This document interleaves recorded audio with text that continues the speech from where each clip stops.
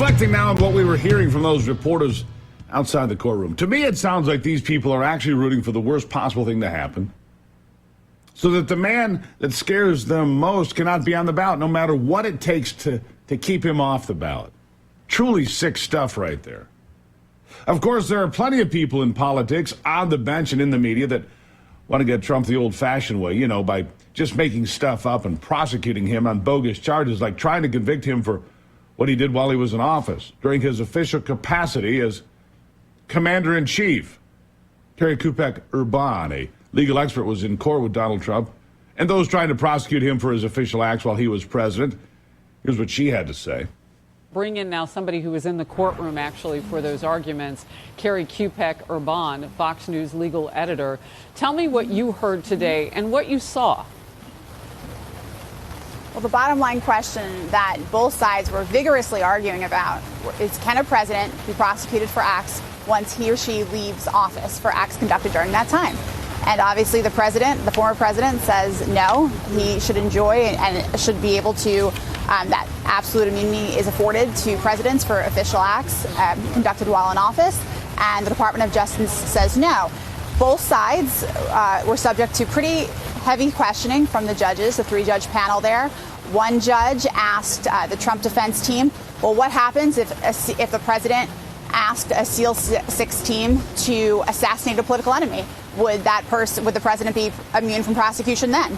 On the other hand, one of the judges asked DOJ, well, what happens if we do issue the opinion the way that you want us to, that a president is not immune for conduct during the time that he or she was in president? Won't that open the floodgates for potential political prosecution and persecution?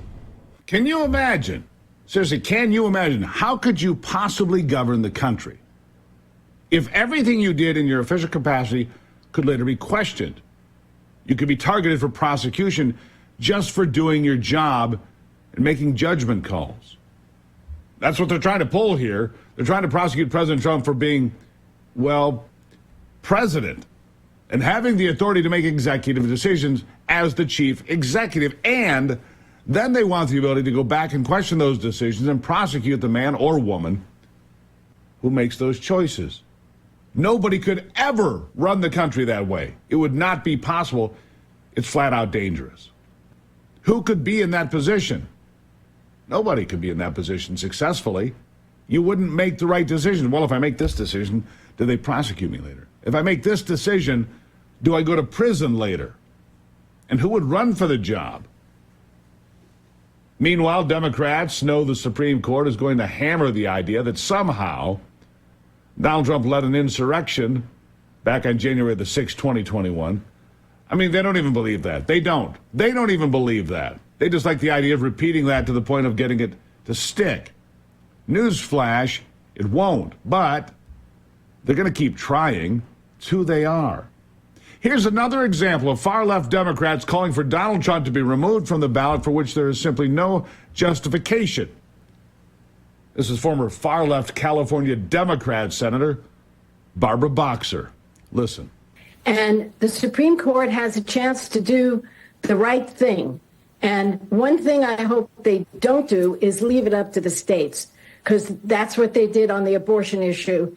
And to do it on this would be a nightmare. We already have secretaries of states in very bright red states saying they're going to find that Joe Biden is an insurrectionist because there's invasion on the southern border. We cannot go that way. So what I hope they do is find 9-0 that he has to go off the ballot. And if they can't get there, do something where they could all come together, because you're right, this nation is in a bad place right now. And the last thing we need is a divided court putting their finger on the scale here. Yep. Yeah. What last thing we need is a divided court.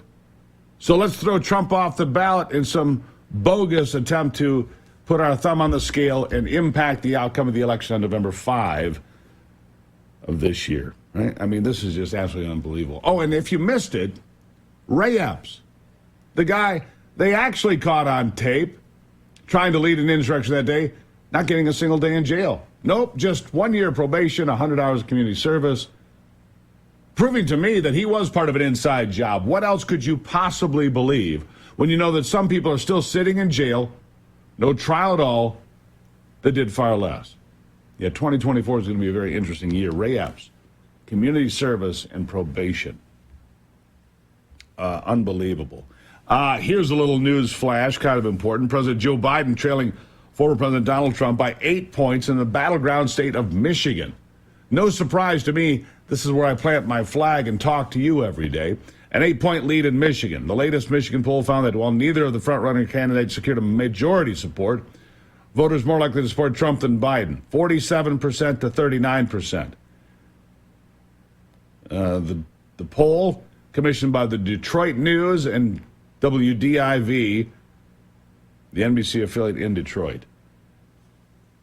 3% said they would support another candidate. 11% were undecided, but look, the writing is on the wall. Joe Biden, he's not going to be president after this year. Meet your New Year's resolution weight loss goals with My Pure Health Solutions. We're currently tuning up our bodies after the holiday break. You want to be part of it? Well, go to gruberhealth.com. Lose some weight and feel great. Get your blood pressure down a bit. And if you've always struggled with your weight and thought, hey, this really doesn't work, trust me. If you follow the plan and you don't cheat, it works. Worked for me for better than 40 pounds I lost now. It's been 6 years. 6 years since I shed that weight. Feel good. I've gone up a little bit and back. I tune up here and there, but I've never gone back to where I started. You can have the same story. Go to gruberhealth.com, gruberhealth.com, lose weight, make 2024 the year that you feel great about yourself. gruberhealth.com. I'll be right back.